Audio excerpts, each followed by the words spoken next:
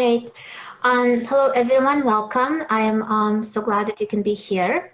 You look a foreman, and I'm going to go ahead and get started because we have a lot of information to cover. And so we're going to talk today about the situation that we all find ourselves in, which is supporting our children at home, and specifically talking about children who are on a spectrum or have similar profiles and needs.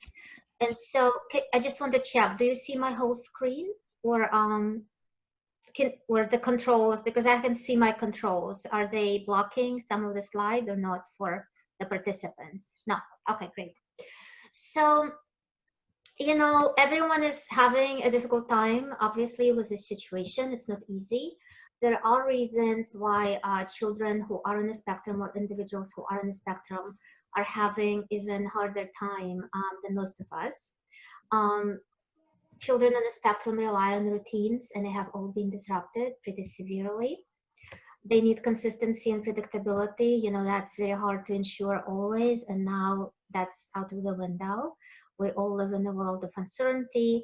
Many children on the spectrum have comorbid conditions, other mental health conditions, other conditions that make their functioning difficult. There's a lot of anxiety, even if it has not been diagnosed as a disorder. Children have processing difficulties with sensory information and just other information that they get. They understand and experience time differently. They don't self-regulate as well. It is harder for them to connect with friends in their communities, and they have difficulty sleeping. And so even in regular times, there are a lot of challenges, but especially now. So we need to keep these in mind as we're talking about children on the spectrum who are at home. And when we talk about supporting them at home, I think the first thing we need to think about is mental health and well-being. We need to think about mental health and well-being for our children.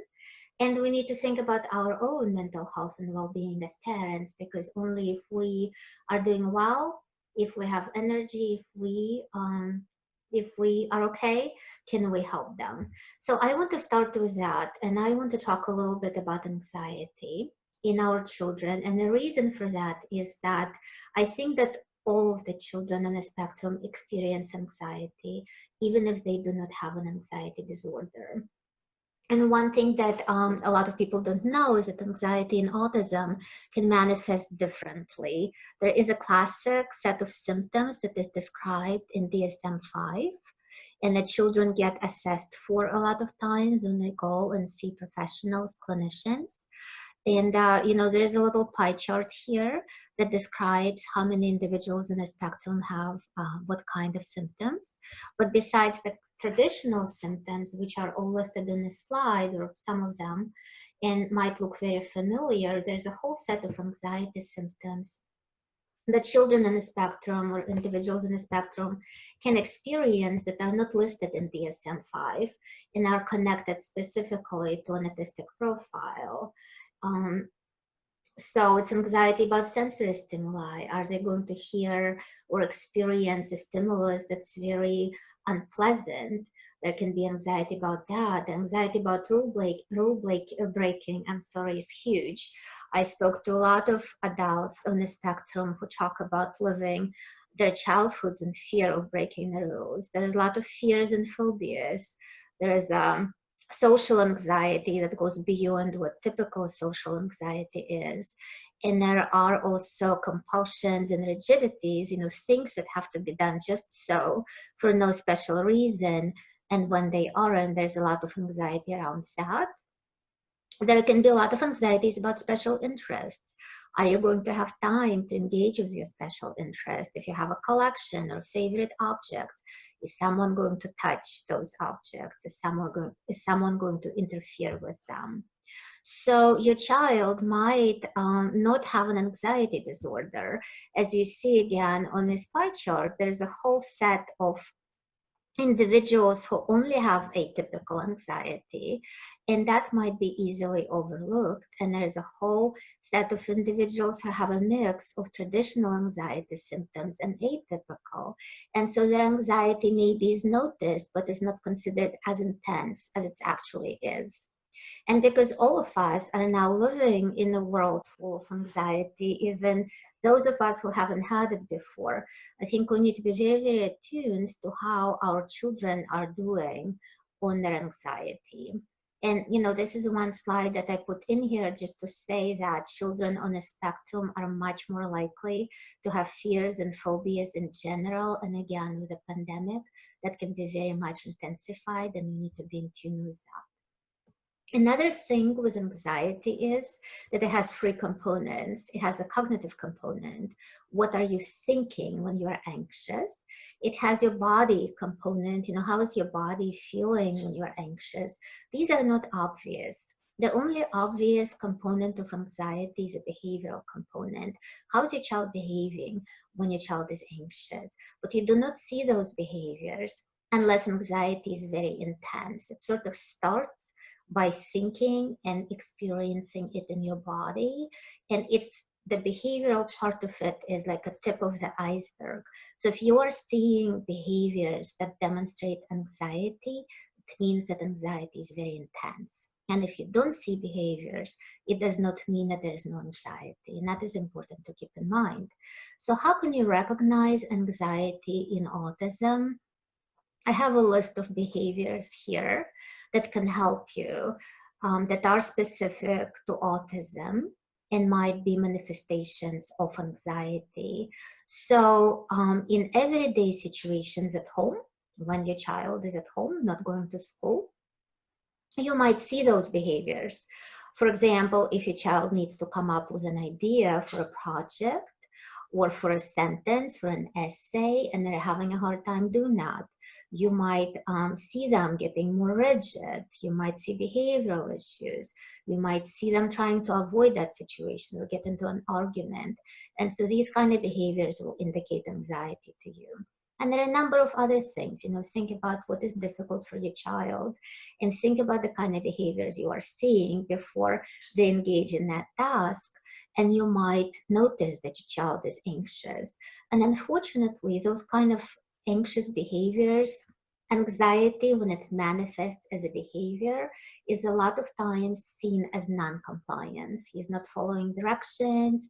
He is making a choice not to do it, but it is not so. And you cannot treat an anxiety issue as a behavioral problem. So how can you help your child with anxiety?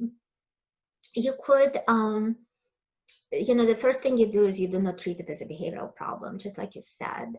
Sometimes you have to, if the behaviors that are associated with anxiety are dangerous, if your child is aggressive or if a child self-injures, you have to use a behavioral strategy.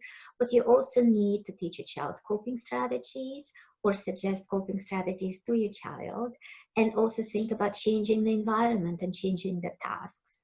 Some basic things that you can do is make sure your child sleeps well and regularly, that there is a routine, that there is structure to the day, that your child feels like the world is somewhat predictable that they live in. We need to take our kids' anxieties very seriously. We need to listen to them. And even though to us they might seem silly or ridiculous, the things that our children worry about, we need to take them very seriously. We need to acknowledge that those fears and those worries are very valid and very intense for our children. We cannot minimize those concerns. We need to help the children focus on things that they can control, and that's going to help them. We need to think about the demands we're presenting to them. The child has a very difficult time writing and they're getting very anxious before that task. What can we do? Can we lower the task? Can we present it in a different time of the day? Can we break it down and just address little pieces of that task? Do we need to give our child a break and time to recharge before that task is presented? We need to think about these things. The other strategies here, I think, are self-explanatory, and I do not need to go over them, except that, of course, it's very helpful to consult with professionals who know your child well and whom you trust, because every child is different, and your team might suggest to you strategies that are individualized, very specific to your child. Teaching your child coping strategies, they're these are some very basic ones. You can help your child by staying calm. You can help your child by your tone of voice, by slowing down your speech and your breathing. And as far as slow breathing is concerned, you can help your child by actually slowing down your breathing and making it very audible. So you can go like,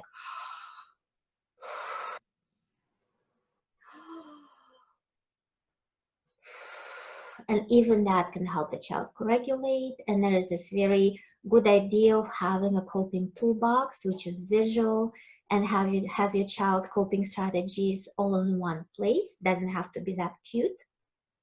Can just be a regular container, but a selection of tools that your child can use if your child is feeling anxious. Another thing I wanted to mention very briefly is suicide prevention.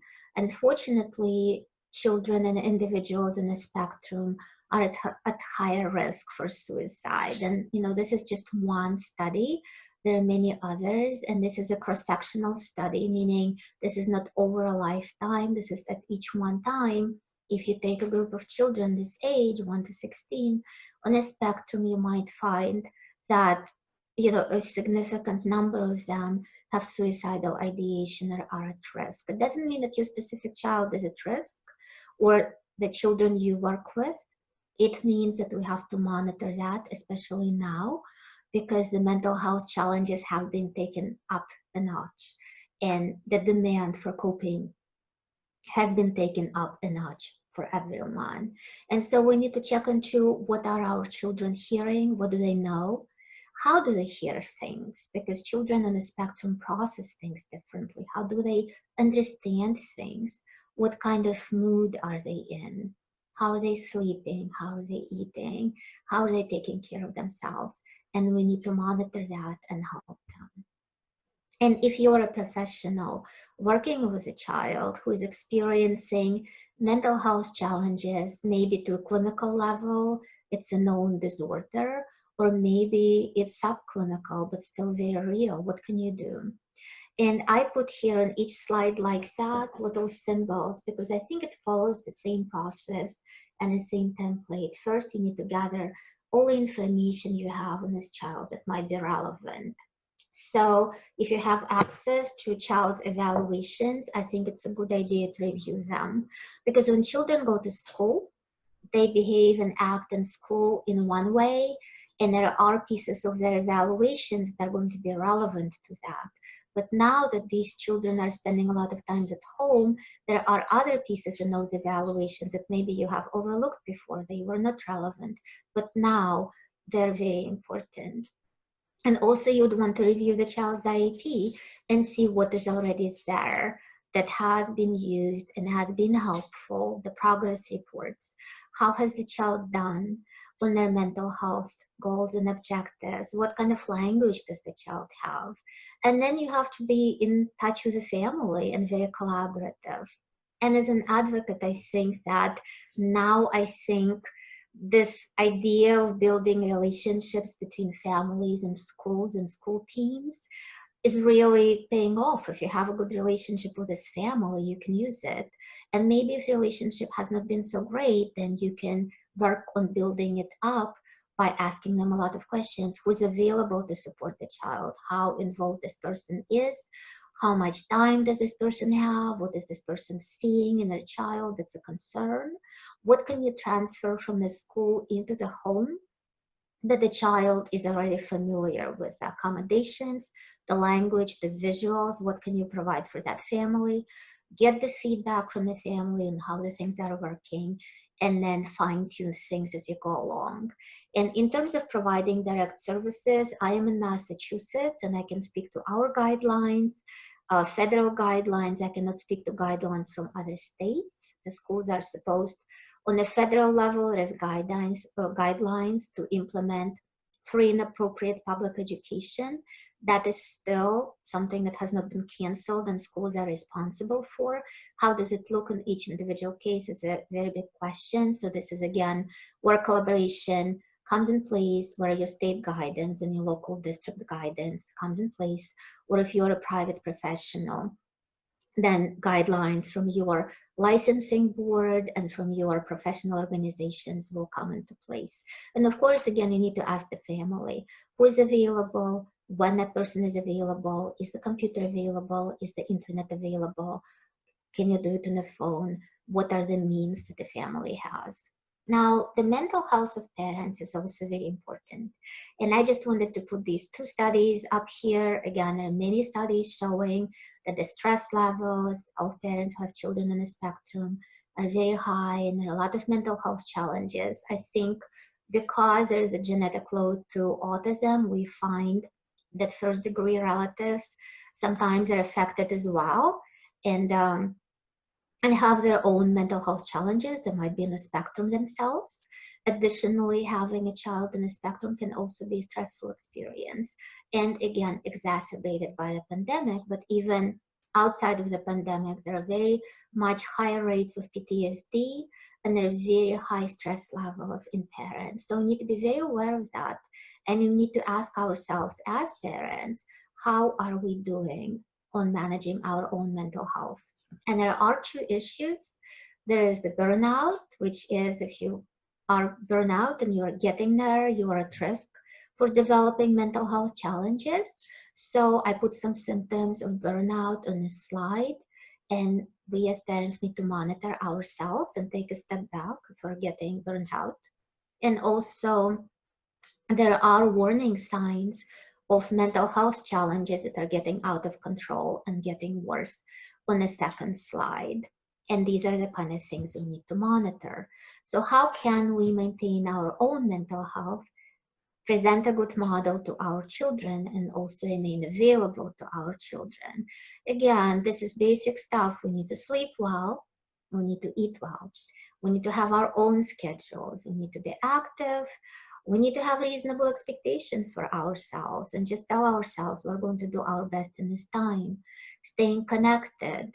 I think it's also one thing I wanted to mention here specifically is if you are a parent who's also on the spectrum, you need to be very serious about allowing yourself the same accommodations and helpful strategies that your children have. If you need time to stim, then you need to make yourself time to stim. If you need quiet time, don't feel bad for making it happen. If you have a special interest that helps you cope, then make time for that special interest. That is very important, is going to be very helpful to you. And you certainly should make time for that. If you were taking medications, if you were in treatment before the pandemic started, staying in touch with your providers, maintaining your medications, and continuing your therapy if possible is very important, or at least consulting with your therapist.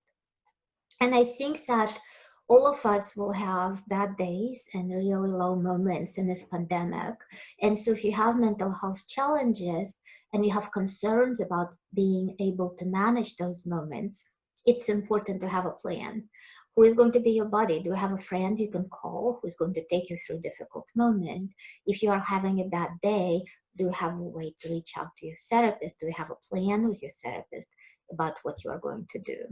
This is a very small piece that I've been hearing and reading about a lot, that a lot of people are having trouble with time, feeling that their time goes by very quickly or very slowly, and feeling confused about what day of the week it is or how much time has passed. And it's very disorienting, and it's affecting mental health as well. And the reasons for those challenges that I put on a slide. And so I just wanted to share a strategy that I've been using with my family, which I make a flyer, a poster, a piece of paper every day. It doesn't have to be that cute, and a lot of times it isn't, but it has the day of the week and a date on it. And then I put activities on it with my kids' names, which here I took out, that make this day different from yesterday and from tomorrow, so we can feel more grounded in time. And so wanted to mention that. Of course, for children on the spectrum, sensory issues are huge. And of course, you know about that. But you know now that children are spending all their time at home, there are increased exposures. Some children are very sensitive to sounds. And now there's a lot more maybe vacuuming and cleaning that's happening when they're at home. You cannot do it when they're at school. All the cooking is now happening when kids are at home, when they can be exposed to a lot of smells. There is disinfecting and cleaning that's happening to an extent that hasn't happened before. And these smells can be very overwhelming for a child. So, addressing those concerns and trying to keep the child separate and prevent the exposure is going to be very helpful. We need to be aware of our children's arousal levels. Mornings can be very, very hard for children on the spectrum. So if your child is slow in the morning and can't get going and is sleepy and tired, what kind of sensory input does your child need, and what is realistic if you, for your child? When is your child going to be ready to do schoolwork? Sensory diet is something that every child on the spectrum should have. This is a set of sensory inputs that are helpful. If your child is hyperactive, is getting hyper aroused, how is your child going to come down to a place that your child is available for learning? Some children have very low arousal level and they're sort of dragging and drooping. How can we bring them up? And so this is where you can use things that you have in the house. You can consult with your child's public school occupational therapist or private occupational therapist to talk about when to provide those inputs to your child and what kinds. This is very individualized. One and the same thing does not work for everyone. What's going to work for your child needs to be tailored to your child. I had the whole slide that I lost on sensory diet, but there is a link to my website on a couple of slides, and it has a blog post on sensory issues, and there's a lot of other information online, and you can access the occupational therapist for that information as well. But there are many things in your homes that you can use to help your children. And in terms of professionals, if you are an occupational therapist, how can you help your clients in their homes to be regulated? And so again, you start by gathering information, and you continue by talking to the families, finding out what are they seeing, what is the child experiencing, and when, who is spending time with the child, what's available in the family, sharing the language with the family that you have been using in private treatment or at school that the child is already familiar with. So that's consistent, listening to families and providing more information to them. Teaching at home. A lot of parents, of course, are concerned because so much work goes into children on the spectrum making progress. And a lot of parents are worried about regression. Parents aren't teachers, we don't know how to teach. So how are we going to help our children? The first thing, of course, for teaching is to have some sort of schedule. What kind of schedule that's going to be depends on your family.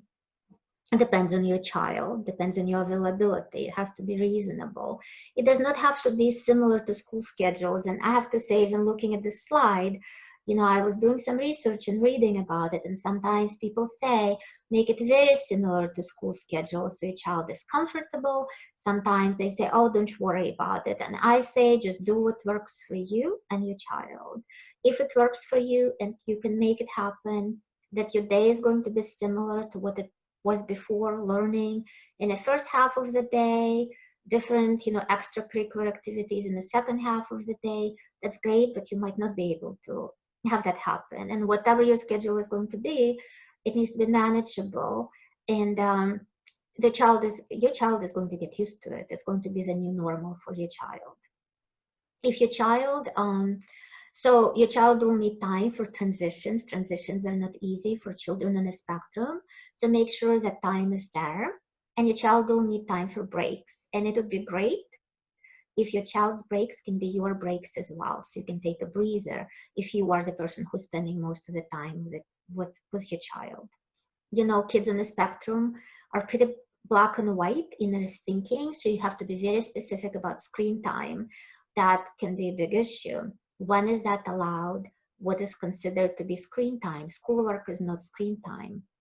What is, and when is it okay to be on screens and play? And then, of course, you'd want to have a visual schedule for your child Depending on who your child is, the profile, how much information your child can process, it is a good idea to have a family schedule. I'll talk about it a little bit later. That combines your whole family schedule, make sure that everything is working and your day flows. But the younger is your child, or the most, if your child has more difficulties in processing information, the simpler you want to keep the schedule that your child has access to. And you want to make it visual, you want to make it accessible. So teaching at home, how do you know what to teach and how much to teach? You know, we have to think about priorities, and we have to think about whether or not we're going to maintain the skills or help our children make progress.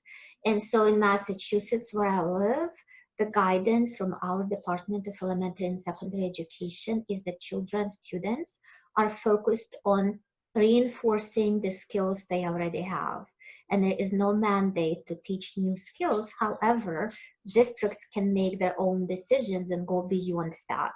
But you have to look at your own state and local guidance, find out what the school is doing. Whatever the school is doing needs to be accessible to your child, and you can discuss that with your child's public school team.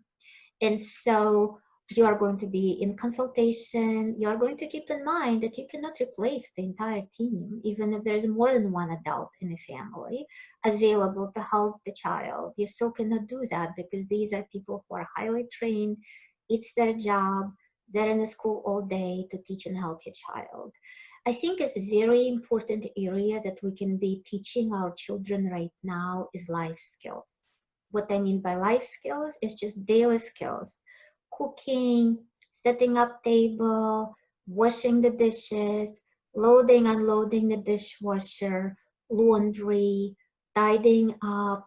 These skills, actually, there is research that shows they're very important for adult outcomes. Adults do best, adults in the spectrum, when they have those skills. However, when we have children going to school and then going to therapies and going to extracurriculars and then doing homework, a lot of times those skills, they don't get addressed. So now when your children are at home, it's okay to focus on that. And you can do a lot of teaching through life skills as well. And of course, you want to remember mental health. You want to make sure that whatever you're teaching your children is reasonable for them, accessible. They can go at their own pace and stay regulated. Some of the things are here. I actually have a link at the end to Temple Grandin's article about how to support children. And so she specifically mentioned no surprises. It's always difficult. It's going to be especially difficult now. So you have to preview everything that can throw your child off, and you will know what that is. And we have to think about social connections. As you know, school is responsible for academics, and school is responsible for social skills and social curriculum. But right now it's all at home. So how can we help our children be connected to their friends? How does your child connect? Let's schedule time for that. Let's help our children maintain those friendships. Let's help our children stay connected with the family. And if you're a professional working with families, again, in terms of teaching, looking at the child's evaluations, looking at the child IEP, what has already been going on, how much progress the child has made, what are the most important areas, in talking to the family, who is at home, who has time, what are the materials available, how knowledgeable is the person who is supporting the child now, maybe more than one person, then you are going to speak to all of them. What can you share, what materials, what packets, what assignments, how do you need to modify them, what accommodations do parents need to use. And of course, we need to keep in mind that parents are stretched thin.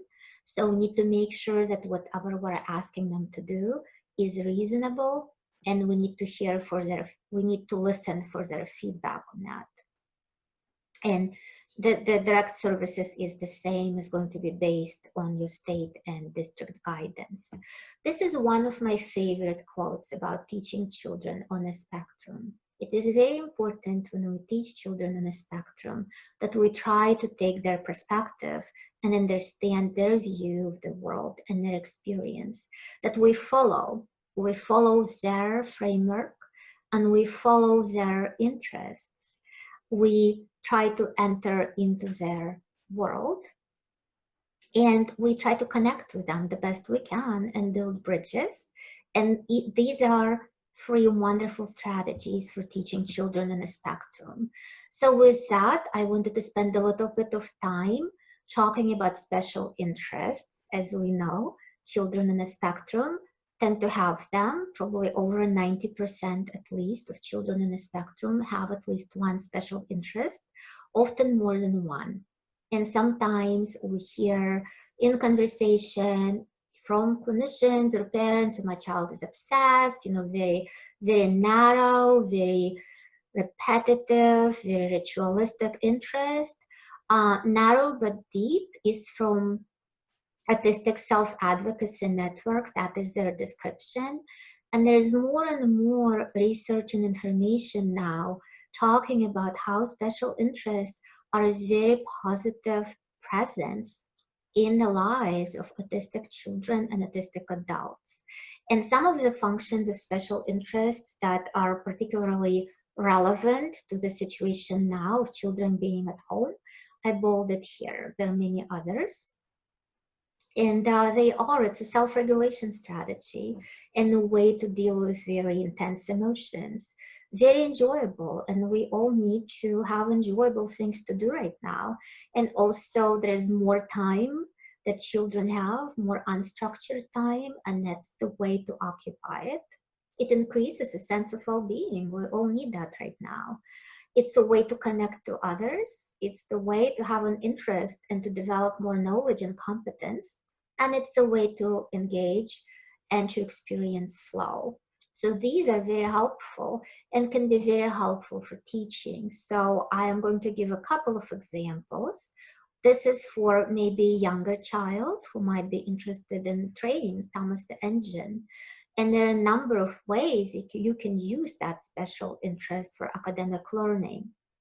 That would be very natural, and you wouldn't have to struggle to take the child's interest away from what is naturally engaging to them to another topic that is not naturally engaging, that is outside of their own inner natural world that they live in. So there are some suggestions here. You can come up with many others. And for an older child, for example, who might be interested in Minecraft or in another video game, you can use that interest in so many ways to accomplish so many academic goals, and you might meet with much less resistance. You might see more effort and more accomplishment and achievement as a result. You can also use a special interest to work on social skills and on connection.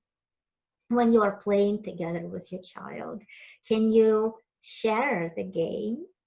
Can you share emotional states? That's very difficult for children in the spectrum, but again, easier if you make a step into their world. And you can try that, and then talking to your child about their special interest while having their conversational skills and social skills that they're working on in mind. So there are just some examples here. Of course, again, you can consult with your team, your public school team, or your private providers, and see how you can build those pieces into your everyday activities with a child that are related to special interests. Another thing I wanted to talk about is stimming. It's very hard for me to say, but stimming is a self-stimulatory behavior that is repetitive and stereotypical. Some examples might be hair pulling, pinching, head banging, hand flapping, clapping, moving fingers in front of the eyes. I am sure you have seen those behaviors. And so when I work with schools, a lot of times I see a lot of effort being expended onto reducing those behaviors and making sure the child doesn't stim. And what I want to say is that stimming actually for children, individuals in the spectrum is very helpful.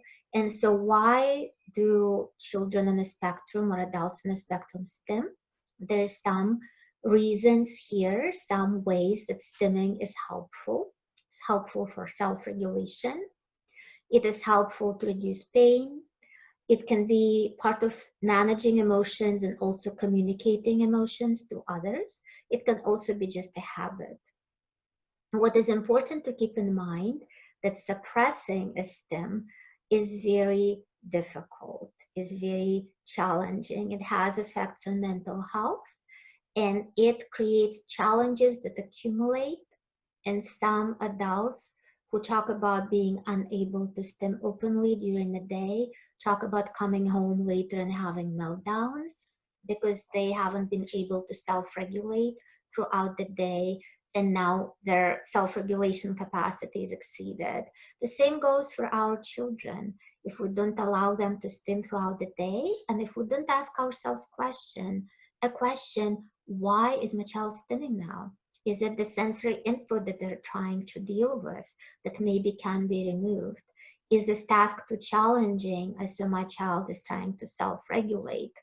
Is my child having some kind of discomfort? And so if we want to see less stimming, we can address those environmental factors and see how it works. Asking the child to suppress the stim and not stim would be a lot to ask of a child. Stims can be replaced and transmuted. So sometimes there are stims that are damaging to the child, such as pulling hair or pinching or scratching.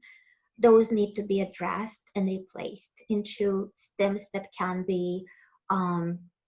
get the same kind of self-regulation for a child, but are not injurious to the child. And if a stim is damaging to the child, or maybe it is in the form of aggression against someone else, then that can be addressed behaviorally. But at the same time, there needs to be a look at the environment and seeing how we can help the child. How can we teach the child alternative skills for self-regulation, maybe functional communication? So when you think about trying to reduce stimming or replace stims, there's a principle that I've heard somewhere, and I cannot remember the reference right now. It's a so what principle. We need to think about, my child is stimming, so what? What is there a valid, serious, important reason to interfere with that? And if there is, then we can interfere. And if not, then a child can continue to stim. All right. I also wanted to talk about behaviors because a lot of times children on the spectrum have behavioral issues. And a lot of times those behavioral issues are addressed through behavioral strategies. In my opinion, that is not enough. In my opinion, when you think about a child on the spectrum, you need to think about behavioral as communication. It's a cliche. Everyone says that. Behavioral is communication. Well, we need to go a step further and say, what is the child communicating to us? And what the child is communicating to us usually is that there is a situation that the child doesn't know how to deal with, doesn't have the skills to deal with. And the child is letting us know behaviorally that that's the case. And that's the only way the child knows how to do it, because maybe this is a child who doesn't know how to communicate it verbally, through sign language, through an AAC device. There's no vocabulary. This child might not have the vocabulary to say what's wrong. And so there is a way to assess these kind of situations that is often used in school systems and in homes as well, by ABA providers doing a functional behavioral assessment. That's a valid and important instrument.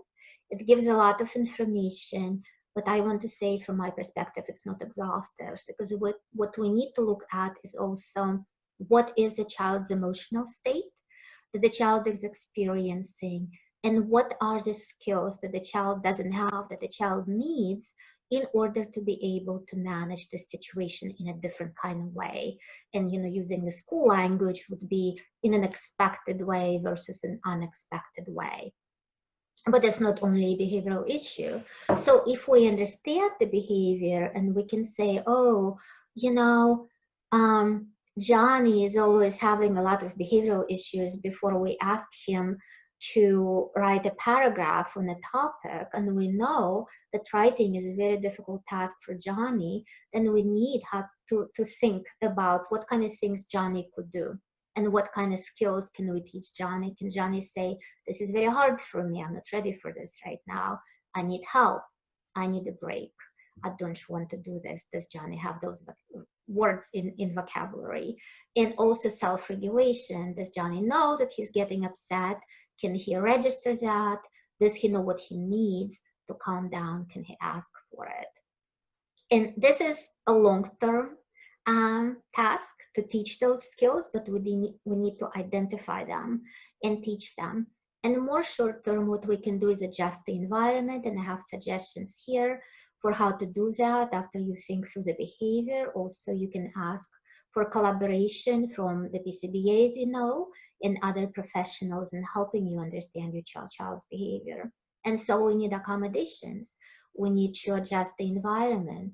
We can use behavioral strategies if behaviors are dangerous to the child or to others around the child, and then we need to teach the skills. And so, you know, we need to make that a priority. I do not think you can teach a child who's anxious. I do not think you can teach a child who is dysregulated. So we need to really take care of that before we can do any teaching at home of any kind. And we need to think about the demands we're presenting. We're asking a child to do something. Does the child have the skills? How can we modify the task? Again, can we make it easier? Can we just ask for little things and break down the task into pieces? What is a child capable of in terms of attention and even physical sitting? Sitting for a long time can be difficult for a child on the spectrum. And of course, we don't want to do any kind of forcing or arguing with the child. We want to be respectful of what the child can do. I think that this would take collaboration with professionals to really do well in your home. And then in terms of motivation, behavioral motivation, how can you help your child be motivated for learning? If you have a BCBA you trust, it's a great resources for you to work out some kind of a simple system. And I'm saying simple because really you don't want any complicated behavioral systems that you need to carry out in your homes. That can be really demanding and overwhelming. So you want something simple. You want the child to be successful. If your child cannot do a lot in the beginning, make sure that your child gets rewarded and gets those positive consequences. And then you can, as your child is learning, you can raise the demand a little bit at a time. An important thing for children on a spectrum is not to take things away, take privileges away, take activities away. You do not ever take physical activity away from your child as a consequence. Taking things away can be very anxiety provoking for children on the spectrum, can actually lead to more behavioral problems because the child is afraid to lose, can also lead to depression.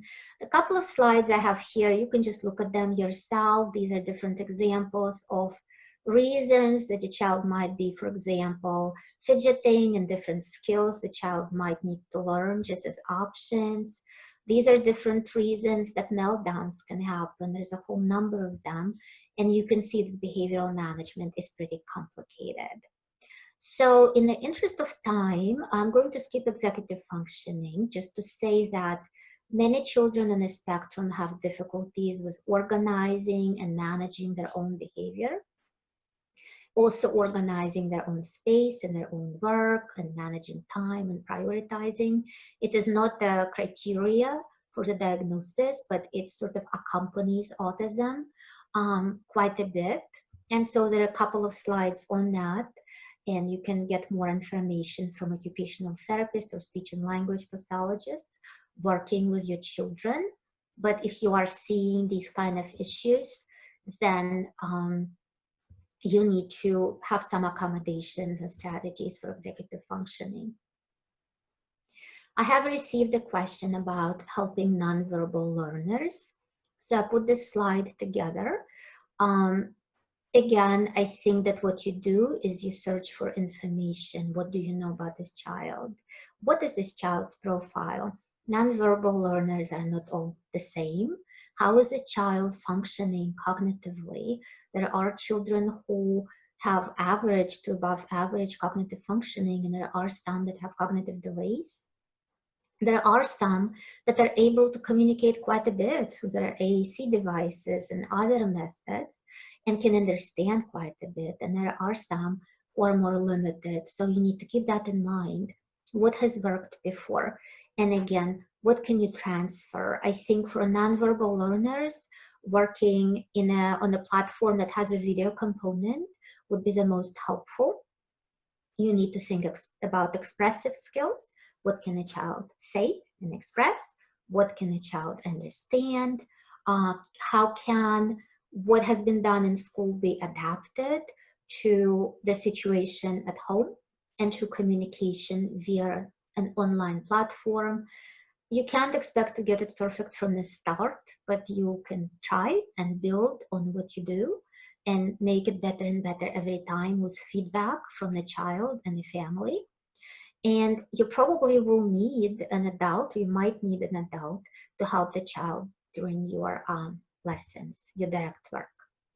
I have received a question about using technology. Some people are comfortable using the phone, but not other platforms. And I think that there are a lot of great platforms out there. You have to follow the guidelines from your district, from your professional organizations, a lot of tutorials online where you can get comfortable and practice and speak to your colleagues.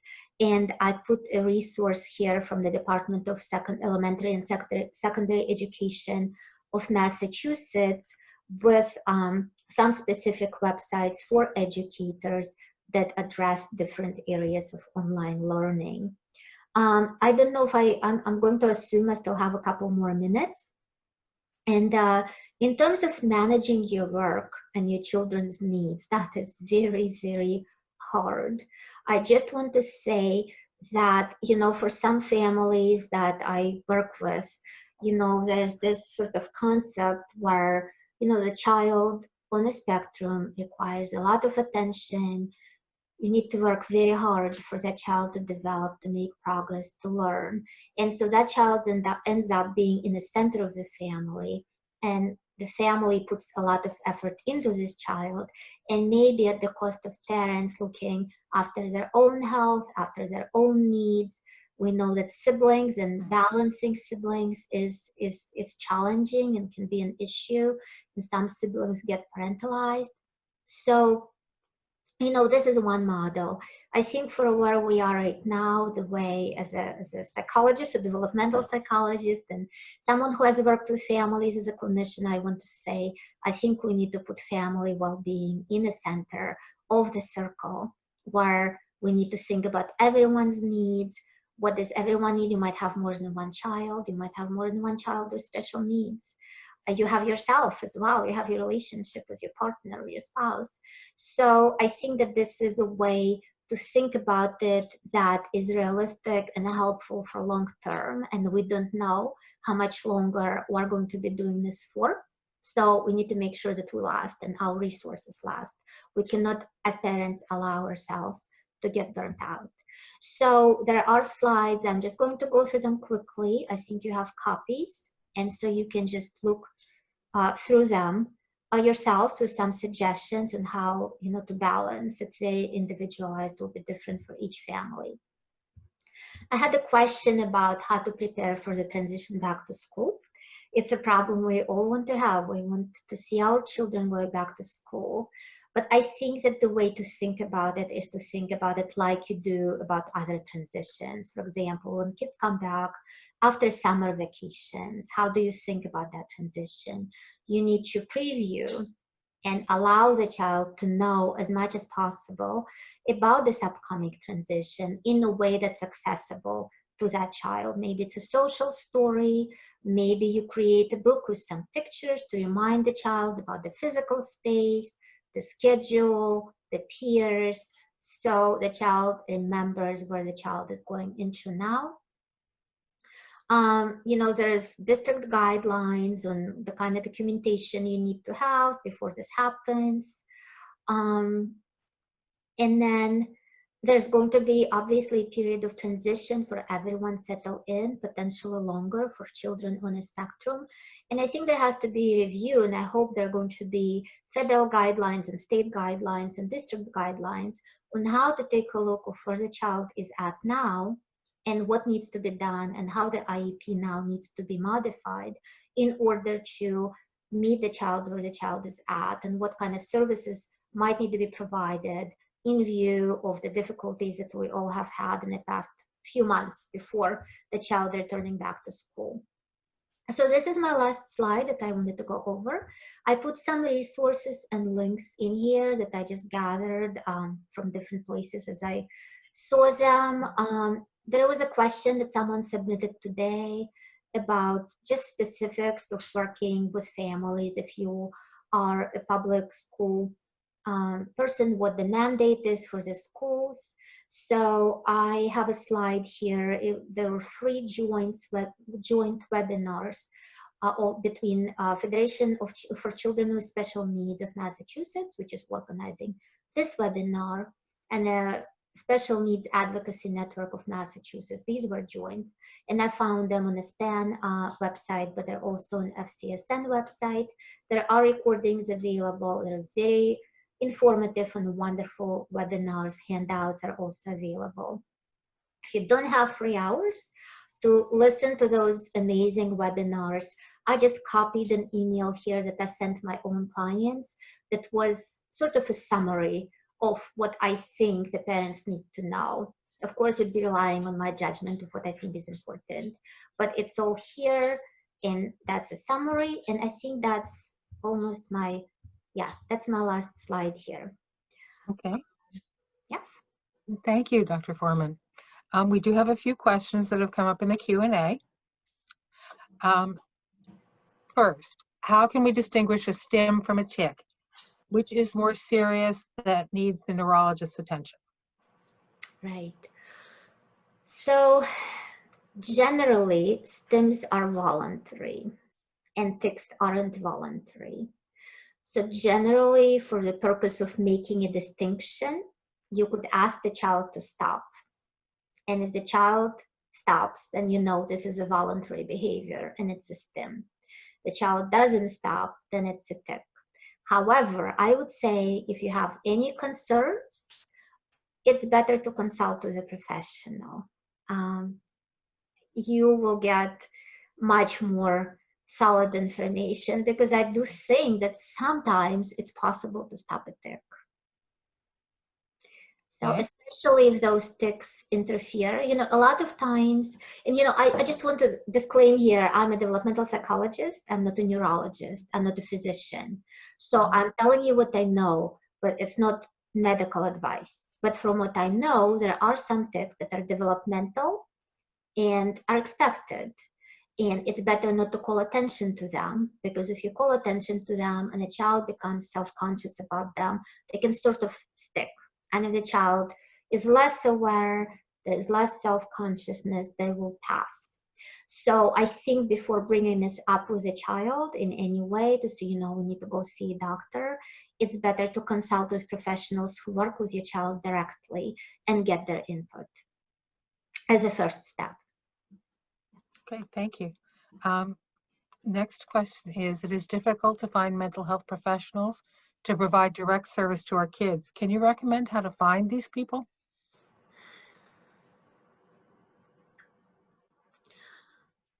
I don't know what the geographic area is. I do know a lot of private providers who have completely switched to online platforms.